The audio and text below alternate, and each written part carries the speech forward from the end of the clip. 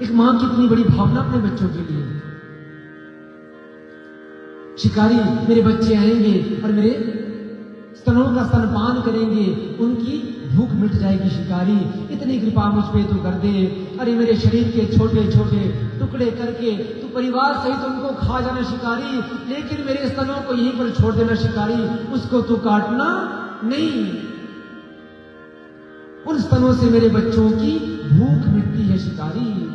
तो ऐसा ही गौकर्ण को आज अपनी मां, अपनी जन्मभूमि की याद आ गई। जननी जन्मभूमिश्च स्वर्गादपि गरीयसी बंधुओं, और जननी गरीयसी जन्मभूमिश्च गरीयसी। गोकर्ण जी आए हैं अपने गांव में, अपने घर में देखा घर की हालत तो बहुत बुरी है, जगह जगह घास उग गई है, मानो यहां शांति नहीं है। उजड़ा हुआ घर देखकर गोकर्ण जी बहुत दुखी होते हैं। गांव वालों ने कहा, हे गोकर्ण जी, यहाँ पर रात्रि को कोई पिशाच हमको तंग करता है, कोई भूत कोई प्रेत हमको बहुत तंग करता है। गोकर्ण जी ने कहा, कोई बात नहीं। गोकर्ण जी ने अपनी बाजू का तकिया बनाया, धरती मां का आसन लिया और मां गायत्री का ध्यान करते करते आज विश्राम करने लगे। कहां? अपने घर पर। लेकिन बंधुओं, जैसे ही आधी रात का समय हुआ, तेज आंधियां चलने लगी, कुछ आवाजें गोकर्ण जी के कानों में पड़ने लगी। अरे कभी लगता कि सिंह दहाड़ रहा है, कभी लगता कि हाथी चिघाड़ रहे हैं, कभी लगता है कि कुत्ता भौंक रहा है महाराज, कभी कोई मगरमच्छ सामने आ जाता, कभी कोई विकराल छाया सामने आ जाती। गोकर्ण ने कहा, अरे दुष्ट, कौन है तुम? लेकिन ये प्रेत कुछ बोलता नहीं है, क्योंकि प्रेत जो बनते हैं उनके पास बोलने के लिए वाणी नहीं होती। वो अपनी क्रियाओं के माध्यम से हमको परेशान करते रहते हैं बंधुओं। गोकर्ण जी ने क्या किया? क्योंकि गोकर्ण जी मां गायत्री के उपासक थे, अपने हाथ में जल लिया, गायत्री मंत्र से अभिमंत्रित वो जल किया और उस छाया की तरफ, उस आकृति की तरफ फेंक दिया गोकर्ण जी ने। तो उस जल के प्रभाव से उस प्रेत की जो धुंधुकारी बना था ना प्रेत, उसकी आवाज आ गई, उसने बोलना शुरू किया। गोकर्ण जी पूछते हैं, अरे प्रेत, अब तू बता कौन है तू? क्यों इन गांव वालों को तू परेशान कर रहा है? कौन है तू और प्रेत क्यों बना है? तो ये धुंधुकारी प्रेत बना हुआ धुंधुकारी रोते हुए कहता है, क्या कहता है? लिखा है श्रीमद् भागवत महात्म्य में कि अहम भ्राता तदीयम धुंधुकारी इति नामतः और स्वकीय नैव दोषेण ब्रह्मत्वम नाशितम मया। अरे भाई जी, मैं आपका भाई धुंधुकारी हूं और अपने कर्मों के कारण जो मैंने पाप जीवन भर किए, आज मैं महान प्रेत बना हूं। लेकिन गोकर्ण कहते हैं, अरे धुंधुकारी, ये हो नहीं सकता, अरे मेरा भाई तो हो नहीं सकता, तू प्रेत बन नहीं सकता। क्यों? अरे मैंने तो गया जी में जाकर तेरा श्राद्ध किया है, तेरी मुक्ति तो हो जानी चाहिए। लेकिन धुंधुकारी बोल उठा, अरे भाई जी, गया श्राद्धेन, अरे भाई जी, गया में जाकर एक तो क्या, आप 100 श्राद्ध कर लो। अरे अपने कर्मों के कारण मैं इतना बड़ा प्रेत बन चुका हूं कि गया श्राद्धे शतेनापि मुक्तिर में ना भविष्यति। गया में जाकर आप 100 श्राद्ध कर लो भाई जी, लेकिन मेरी मुक्ति होने वाली नहीं है। अपने कुकर्मों के कारण इतना महान प्रेत मैं बन चुका हूं। हे भाई जी, इस प्रेत योनि में मुझे बहुत दुख हो रहा है भाई जी। हे भाई, मेरी मुक्ति का कोई उपाय करो। गोकर्ण जी कहते हैं, धुंधुकारी, इस समय तू यहां से चला जा, प्रातः काल तेरी मुक्ति का कोई उपाय मैं खोजूंगा। गोविंद भगवान की जय, राधा रानी सरकार की जय। जैसे प्रातः काल सूर्य उदय हुआ, ब्रह्म मुहूर्त में उठकर गोकर्ण जी ने स्नान किया, संध्योपासन सब अपना नित्य कर्म किया। बंधुओं, जैसे सूर्य भगवान उदित हुए तो गोकर्ण जी ने सूर्य भगवान से कहा कि नमो वै जगत साक्षिणे ब्रूहि में मुक्ति है तू कम। हे जगत साक्षिण, हे हमारे कर्मों के साक्षी, हे सूर्यनारायण भगवान, कृपया करके आप मुझे प्रेत बने हुए मेरे भाई धुंधुकारी की मुक्ति का कोई उपाय बतलाइए। सूर्यनारायण भगवान ने कहा कि सप्ताह वाचनम कुरु। अरे हे गोकर्ण, अगर अपने प्रेत भाई धुंधुकारी की मुक्ति को चाहते हो तो अपने घर पर, अपने गांव में एक स्थान निश्चित करके श्रीमद् भागवत महापुराण का साप्ताहिक यज्ञ अनुष्ठान करो, लेकिन विधिवत। विधिवत का मतलब मैंने कल आपसे कह दिया था, विधिवत जिसमें पंडाल की व्यवस्था हो, अच्छा व्यासासन बने, अच्छे प्रकार से देवताओं की सुंदर चौकियां, यंत्र बने जिस पर हम देवताओं को बिठाना चाहते हैं, उनका आवाहन करना चाहते हैं।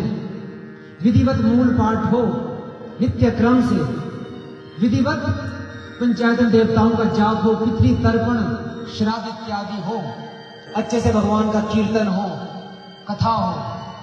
ऐसा साप्ताहिक यज्ञ करो गोकर्ण, तो तुम्हारे भाई की मुक्ति अवश्य हो जाएगी। ऐसा जब गोकर्ण जी ने सुना महाराज, तो सुंदर श्रावण मास में गोकर्ण जी ने सब गांव वालों को एकत्र किया, इकट्ठा किया और एक ऊंचे स्थान पर स्वयं कथा वाचन के लिए बैठ गए। सभी ग्रामवासी कथा सुनने के लिए बैठ गए। जैसे ही कथा का शुभारंभ हुआ, बंधुओं बोलिए भागवत महापुराण की जय, बांके बिहारी लाल की जय। कथा शुरू हुई। ये धुंधुकारी तो प्रेत रूप में था, कथा सुनने के लिए पहुंचा, लेकिन कहीं बैठ नहीं पाता। क्यों? क्योंकि जो प्रेत का स्वरूप होता है बंधुओं, वो हवा के रूप में होता है। हवा का एक झोंका आता, धुंधुकारी इधर चला जाता। हवा का एक झोंका और आता, धुंधुकारी इधर चला जाता। अब धुंधुकारी सोचता है मैं कथा कैसे सुनूं? तो बंधुओं वहीं व्यासपीठ से दक्षिण की तरफ एक बांस का 7 ग्रंथियों वाला दंड पड़ा हुआ था। उस दंड को जैसे ही धुंधुकारी ने देखा तो उसकी पहली ग्रंथि में प्रविष्ट हुआ। पहले दिन की कथा हुई तो पहली ग्रंथि का भेदन करके धुंधुकारी दूसरी ग्रंथि में जाकर बांस की बैठ गया और कथा सुनने लगा। कथा सुनता भी और कथा को फिर आत्मसात करने लगा, भगवान का भजन करने लगा उस बांस के डंडे की ग्रंथि में। समझ पा रहे बात? ऐसा करते करते महाराज गोकर्ण के द्वारा साप्ताहिक विधि से कथा का विश्राम हुआ तो क्या चमत्कार हो गया, क्या आश्चर्य हो गया महाराज। 7वीं ग्रंथि का भेदन करता हुआ वो धुंधुकारी एक सुंदर स्वरूप में प्रकट हो गया। 4 भुजाएं, सुंदर अलंकार धारण किए हुए वो धुंधुकारी वहां पर प्रकट हो गया। उसी समय आकाश मार्ग से भगवान नारायण के दूत एक सुंदर रथ लेकर आए धुंधुकारी के लिए। क्यों? उसने कथा सुनी, लेकिन कथा से ध्यान करना, उसने कथा सुनी नहीं, केवल कथा को आत्मसात किया। कथा में गोकर्ण जी के द्वारा जो जो ज्ञान मिलता रहा धुंधुकारी वो ज्ञान अपने चित्त में उतार कर उसको आत्मसात करता रहा। तब जाकर कल्याण हुआ उसका।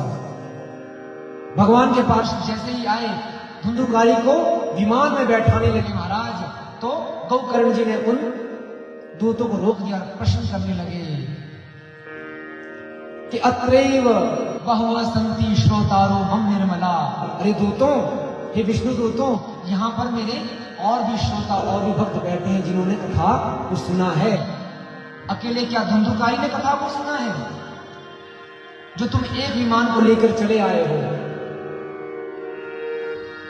और भी तो श्रोता हैं जिन्होंने कथा को सुना, उनके लिए विमान क्यों नहीं आया? ध्यान से सुनना। आज महाराज कहीं हम कथा करते हैं ना, क्या होता है कहीं जजमान जी हमसे प्रश्न करते हैं महाराज कि महाराज उस समय तो धुंधुकारी ने बांसी ग्रंथियों को तोड़ा था, उसकी मुक्ति हो गई थी, तो फिर ग्रंथियों को देखते महाराज यहाँ तो ग्रंथि नहीं फूटी, क्या आप मूल पाठ अच्छे से कर रहे हो? आप क्या सब यज्ञ ठीक से चल रहा है? क्यों? बांस की ग्रंथि तो फटी नहीं, क्योंकि धुंधुकारी ने बांस की ग्रंथि का वेदन किया ना, तब प्रकट हुआ। तो महाराज हम भी कह देते हैं, क्योंकि अब यहां बैठना है तो कुछ मसाला तो चाहिए, हम कह देते हैं कि श्रीमान जी, क्या आपके घर में भी कोई धुंधुकारी था? तो अब जजमान जी कुछ नहीं बोल पाते, क्योंकि अगर धुंधुकारी है तब तो बांस की ग्रंथियों को फोड़ेगा, लेकिन जब आपके परिवार में कोई धुंधुकारी है नहीं तो बांस की ग्रंथियां फटेगी क्यों? लेकिन ये ग्रंथियां कुछ और है बंधुओं। अहमता, ममता, तृष्णा, काम, लोभ, मद, मत्सर, ऐसी सब ग्रंथियां जो हमको तोड़नी है, तब जाकर भगवान का विमान आएगा। वो आज भी आता है। विगत जमामानः विमानः।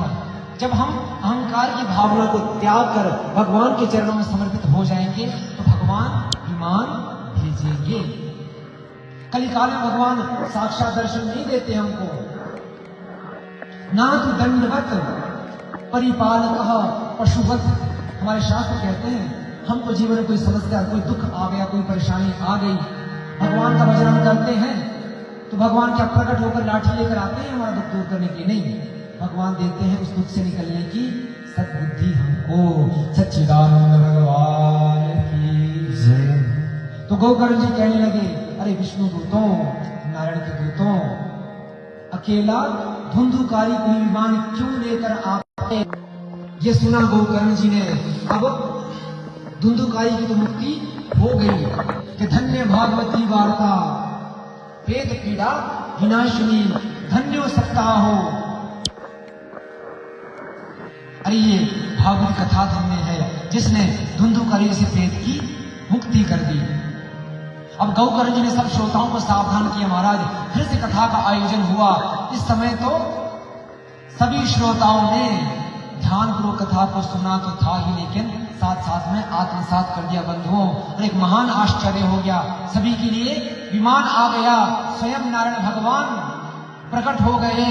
नारायण भगवान की जय। गोकर्ण जी को मेरे भगवान ने अंक में भर लिया और कहते हैं, गोकर्ण धन्य है तू। अरे आज तेरे कारण ये सभी मुक्त होकर मेरे धाम जा रहे हैं। अयोध्या वासिनो यथा पूर्वेण रामेण संगताः तथा कृष्णः तेन नीता योगी दुर्लभम गोलोकम। महाराज जैसे त्रेता युग में श्री राम जी जब अपनी लीलाओं का संवर्धन करके अपने साकेत धाम जाने लगे तो सभी अयोध्यावासी तो साथ गए भगवान के। आज ठीक उसी प्रकार मेरे नारायण ने, मेरे भगवान ने, मेरे कृष्ण ने उन सभी श्रोताओं को गोकर्ण जी के सहित अपने गोलोक धाम, मेरे गोविंद सभी श्रोताओं को गोकर्ण जी सहित गोलोक धाम को ले गए बंधुओं, और सभी की मुक्ति आज हुई है। तो ऐसी दिव्य कथा है। अरे भगवान का वो धाम जो बड़े बड़े योगियों के लिए भी दुर्लभ है, आज मात्र कथा सुनने से सभी को भगवान का धाम मिल गया बंधुओं। लेकिन ये सब भजन से होगा, कथा को श्रवण करने से होगा। गोविंद भगवान।